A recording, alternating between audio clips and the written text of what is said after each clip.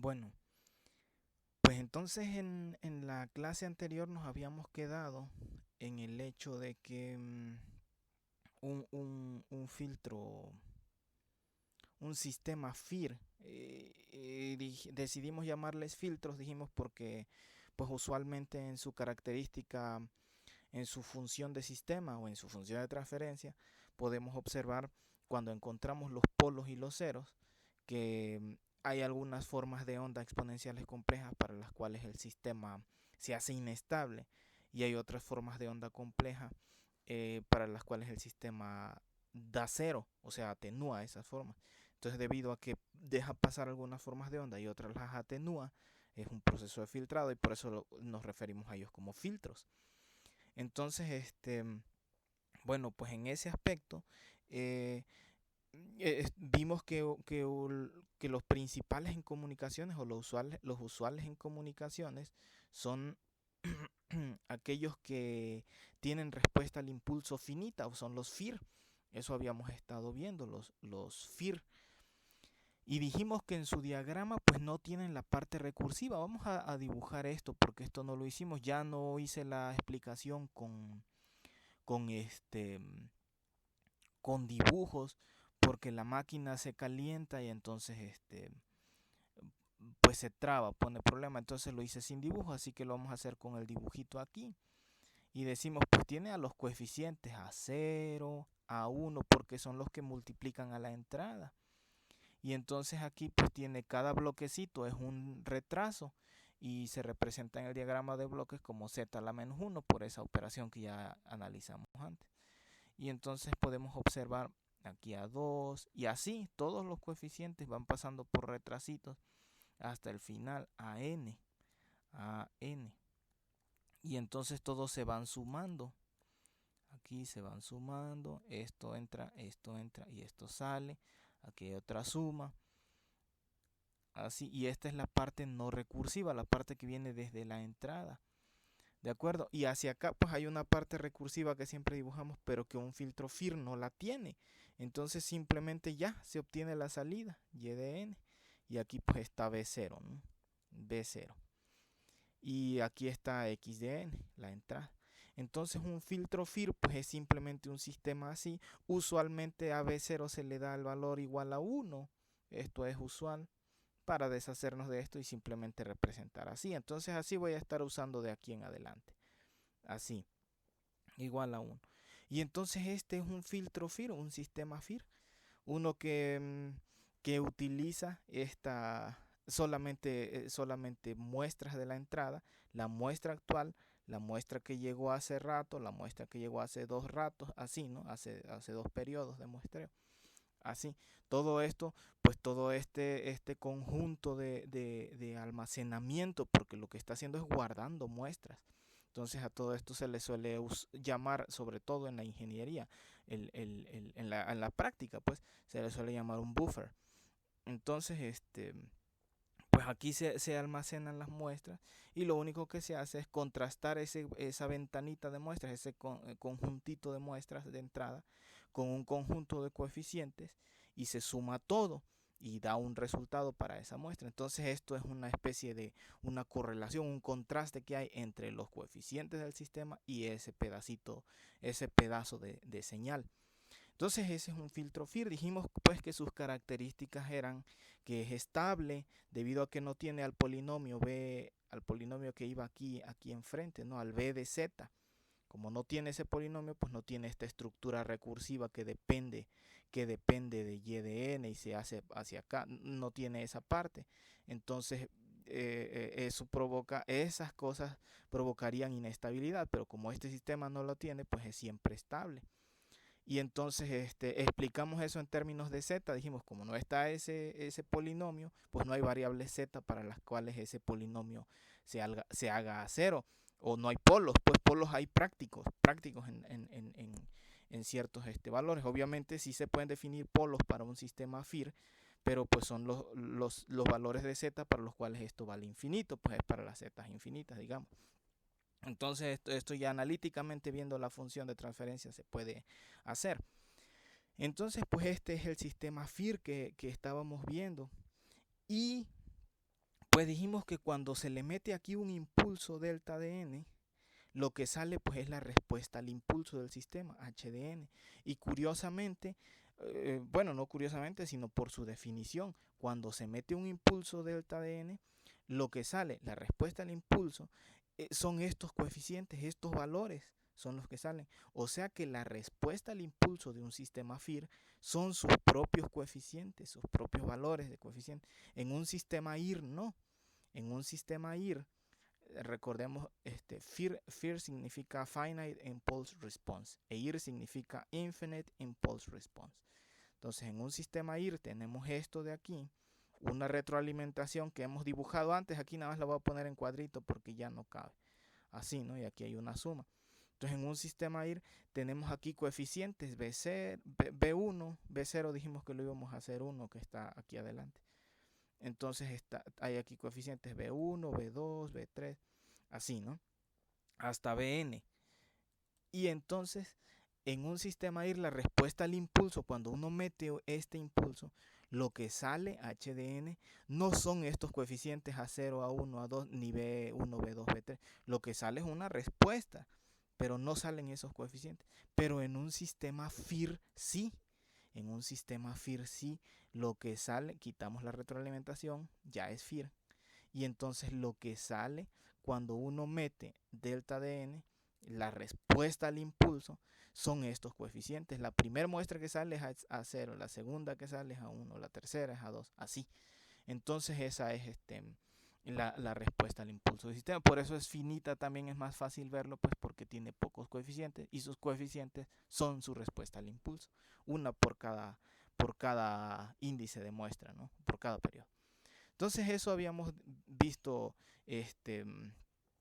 la vez pasada, el filtrado FIR.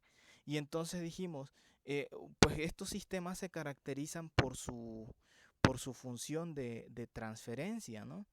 Por su función de transferencia. Y este dibujito que hicimos aquí, pues dibuja la función de transferencia. Entonces, si nosotros ponemos aquí uno de segundo orden para hacerlo rápido, aquí así,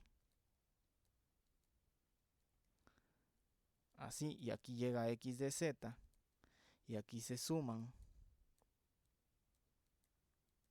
y aquí sale y de z, y estos son A0, A1 y A2. Entonces la función de transferencia la encontramos como h de z igual a y de z sobre x de z. Y lo único que vamos haciendo es construyendo el polinomio como hice en otras clases, y pues nos va a dar que esto es A0 más A1 por z a la menos 1 más A2 por z a la menos 2. Y entonces esa es la función de transferencia de este sistema. ¿Cómo lo hacemos? Pues transfiriendo aquí en este puntito nos tendríamos A0 por x de z más A1 por x de z a la menos 1 porque ya pasó por este retraso, más aquí más A2 por x por z a la menos 2 porque ya pasó por estos dos retrasos. Entonces aquí en este punto tendríamos x de z multiplicado por este polinomio. Simplemente se factoriza, se pasa para el otro lado y pues ya tenemos la función de transferencia. Entonces, pues eso vimos, ¿no? Y ahora bien, sabemos que la función de transferencia de un sistema en z se puede convertir en la respuesta en frecuencia del sistema, simplemente ignorando la magnitud de z y haciéndola 1. Y entonces decimos, cuando z se convierte en un número especial, número complejo especial, cuya magnitud es 1, entonces ahora lo que estamos haciendo es esto, ¿no? Haciendo que z valga e a la j omega. Y cuando hacemos esto, entonces ahora podemos expresar con esto a la respuesta en frecuencia. A0 más A1 e a la j omega. Esto era menos aquí. Entonces, e a la menos j omega más A2 e a la menos 2 j omega. ¿De acuerdo? Y entonces, con esta forma ya podemos ver la respuesta en frecuencia porque ya podemos ir cambiando omega, y entonces podemos ir cambiando omega aquí y observando para cuál omega este sistema se va a comportar de cuál manera. ¿De acuerdo? Entonces, si nosotros trazamos un eje de omegas, y caracterizamos para cada omega, observamos esto, vamos a poder observar un valor complejo. ¿Qué hice? Aquí así. Entonces, para este eje para ese eje de omega, vamos a poder observar números complejos. Un número complejo le voy a poner C. Un número complejo 1 para esta omega 1. Un número complejo 2 para esta omega 2. ¿De acuerdo? Cada uno de estos números complejos pues es esta suma, es esa respuesta en frecuencia evaluada en esa omega. Entonces vamos a poder ver pues cada número complejo que representa cómo responde el sistema para esa exponencial que tiene esa omega dada. Como es un número complejo, pues graficamos dos cosas, la magnitud y la fase. Podemos graficar la magnitud y la fase. Entonces, eso pues haciendo referencia a la forma polar del número complejo, la magnitud, E a la J y la fase, ¿no? Entonces, como estos resultados, estos valores resultantes de estos son números complejos, pues por eso graficamos dos cosas. Entonces borro aquí.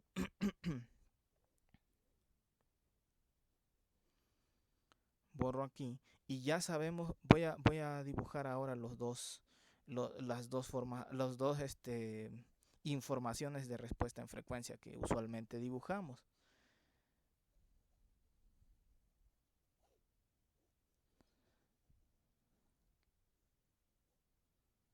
Entonces una información es cómo responde sobre el eje de omegas en magnitud, y cómo responde con respecto al eje de omegas en fase. Entonces esas son las dos respuestas, un número aquí real para la magnitud y un número real para la fase para esta frecuencia dada. Y así, sabemos que la respuesta, esto lo vimos en otra clase, sabemos que la respuesta en frecuencia de un sistema es periódica porque es la transformada de Fourier de la respuesta al impulso de ese sistema, y toda transformada de Fourier en tiempo discreto es periódica. Eso lo vimos cuando definimos la transformada de Fourier. Así que usualmente dibujamos nada más un periodo, desde 0 hasta 2pi. Desde 0 hasta 2pi. Entonces un periodo nada más se necesita dibujar porque pues ya sabemos que el resto es periódico.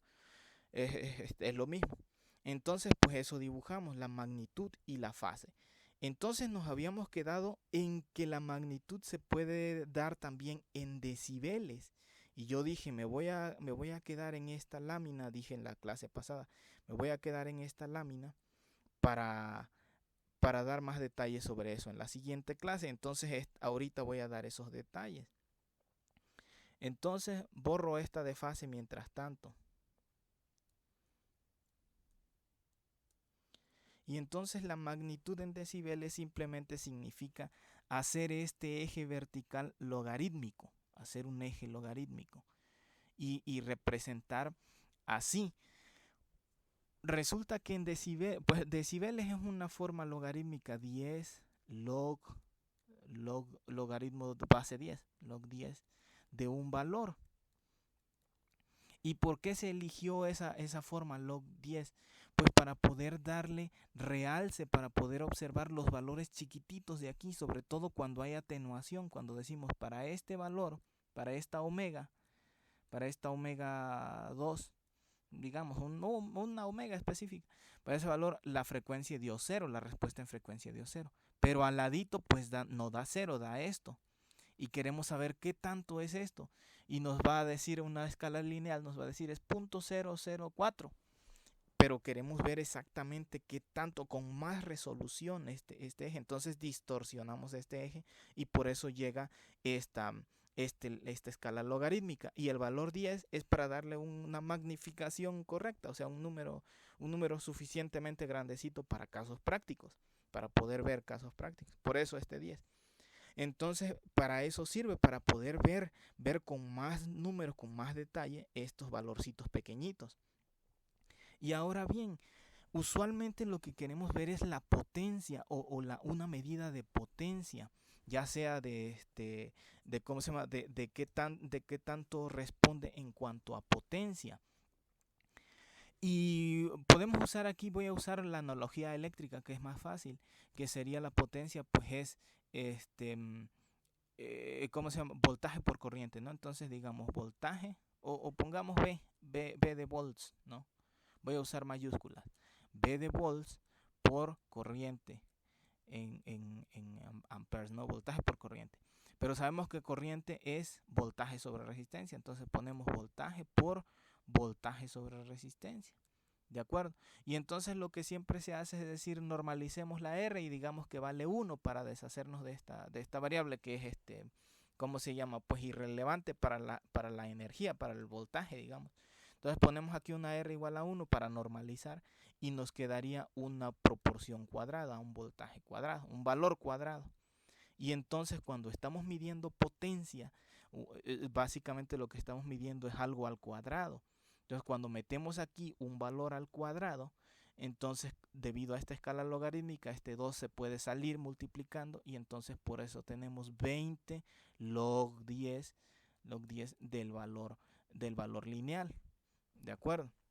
Y entonces eso es lo que hacemos. Por eso aparece, por eso aparece en la lámina, y ya me voy hacia la lámina ahora sí.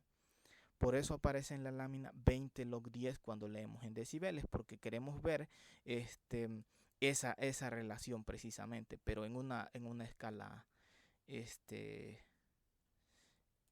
en una escala distorsionada para poder ver los valorcitos pequeñitos de manera más grande. Y entonces esos son los decibeles. Si vamos pues a nuestra lámina, nos habíamos quedado precisamente ahí, habíamos definido eso, que el valor en decibeles de la respuesta en frecuencia pues es 20 log 10 del valor lineal, de este valor lineal que está aquí, de esta magnitud lineal que está aquí, para poder ver con más claridad, sobre todo aquí abajo, qué ocurre. En lugar de verlo pequeñito aquí, podemos ver. Y entonces al decir podemos ver 20 decibeles, nos está diciendo, podemos ver una, una, este, una atenuación, una atenuación que a la potencia la reduce por 100 veces, ¿no? Porque es 0.01 por la escala logarítmica. Entonces, 20 decibeles nos reduce por 100 veces el tamaño relativo de lo que pasó aquí con lo que pasó aquí. O sea, de las frecuencias que pasaron aquí con las frecuencias que se rechazaron. O sea que sus potencias las disminuye por 100 veces. Entonces esa es la lectura que vemos en términos generales, ¿no? Por eso esta escala logarítmica en decibeles. Entonces, pues esa es ¿cómo se llama? La relación que hay en estas formas. Entonces, fíjense, pues lo que estamos dibujando aquí es un periodo desde 0 hasta, habíamos dicho de 0 hasta 2pi, ¿de acuerdo? Entonces aquí normalizamos con la frecuencia de muestreo y en lugar de poner 2pi pusimos nada más la pura f. Y aparte, no muestra desde 0 hasta 2pi, muestra desde 0 hasta pi. ¿Por qué? Porque para cuando la respuesta al impulso tiene valores reales, o sea, cuando estos coeficientes de la respuesta al impulso, o los de la estructura que dibujé, las a 0, a 1, cuando esos coeficientes tienen valores reales, esto se hace simétrico, o sea que aquí se empieza a repetir al revés lo que está aquí. No es periódico, es simétrico, es decir, este puntito es este de aquí, este puntito es este de aquí, este punto es este de aquí, y así. Entonces, desde pi hasta 2pi se repite esto mismo que vemos aquí. Ese efecto ocurre siempre cuando tenemos valores reales en la respuesta al impulso. Entonces, no voy a hacer esa demostración aquí por el tiempo, ¿no? Pero pues es simple de hacer. A lo mejor eso les ponga yo de examen y puedan ustedes hacer esa con suficientes guías, ¿no? Ve haciendo esto, ve haciendo el otro, ve haciendo aquello, y puedes demostrar pues que para cuando los valores estos son valores reales, esta respuesta es simétrica alrededor de este punto. Entonces, pues esa es la respuesta en frecuencia de los filtros. Y veamos, esto es con respecto a la magnitud. Dijimos que íbamos a graficar un número complejo que son dos partes, la magnitud y la fase, o la magnitud y el ángulo, ¿no? Entonces la magnitud pues ya vimos ahí. La fase, lo importante, lo más importante en sistemas de comunicaciones digitales con respecto a los filtros FIR es que su respuesta al impulso se puede hacer simétrica, porque dijimos la respuesta al impulso es exactamente lo mismo que los coeficientes AM, estos coeficientes AN, estos de aquí, y entonces pues uno puede elegir estos coeficientes a voluntad para que sean simétricos, para que cumplan estas simetrías que habíamos dibujado aquí, cualquiera de estas cuatro simetrías, que haya un número impar de coeficientes y el eje de simetría esté en la muestra del centro y lo demás se repite, o que haya un número par de coeficientes y entonces el eje de simetría pues está entre dos muestras y todas se repiten así, o bien una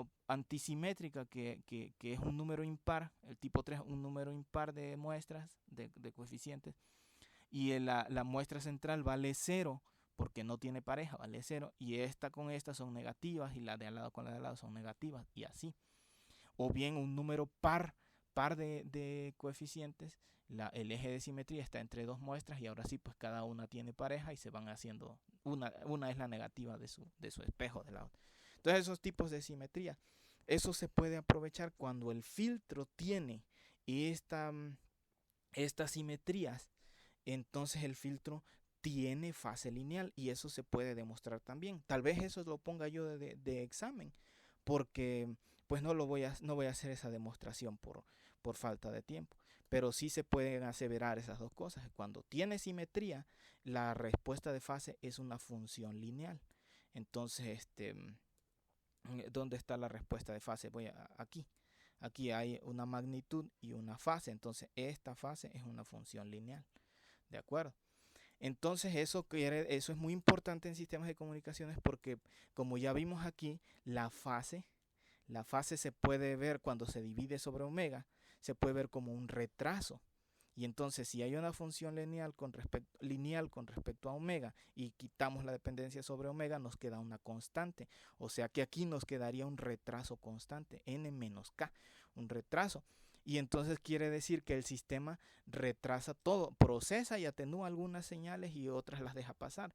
Pero en realidad, en cuanto a la fase, no hace que unas se retrasen más y otras se retrasen menos y lleguen a distintos tiempos. Todas se retrasan igual y llegan al mismo tiempo. Entonces no hay distorsión en ese sentido. Y eso es muy importante porque en un sistema de comunicaciones lo que queremos es precisamente que no haya distorsiones por el sistema, si ya de por sí el canal va a distorsionar las cosas. Entonces, eso es muy importante en cuanto a la fase de los sistemas. Y aquí, pues, por ejemplo, para este particular sistema que estoy poniendo aquí, hice esta respuesta al impulso, tiene ya valores dados, nada más que no los puse ahí, pero para cada A0 vale esto, A1 vale esto, A2 vale esto, A3 vale esto, A4 vale esto, bueno, así. Entonces hice esos valores, ya tienen esos valorcitos, nada más que no se ven ahí. Y su respuesta en magnitud, la magnitud de su respuesta en frecuencia es esta si se ve en forma lineal. Y si se ve en decibeles, pues es esta. Esta respuesta es un buen filtro, deja pasar la mitad de frecuencias y rechaza la otra mitad.